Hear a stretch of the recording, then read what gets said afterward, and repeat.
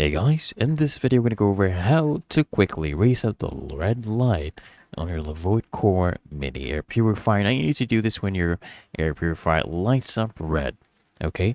So you need to replace the filter, right? Let me show you how that works. You just have to unplug and pick up the air purifier, okay? Separate the two halves of the air purifier. Then remove the old filters and clean out any remaining dust or hair inside the air purifier using a vacuum hose. And also remember guys, you can use water to clean out the bottom half of the air purifier, but do not use water or liquids to clean the top half of the air purifier, okay?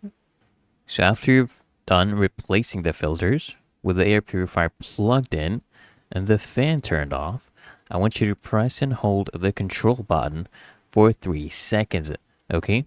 Now that will blink 3 times and it will actually turn off when successfully reset. So this icon right here. Now the filter was changed before, this lit up. So with the air purifier plugged in and the fan turned off, you just press and hold the control button for 3 seconds. This will basically turn off this icon.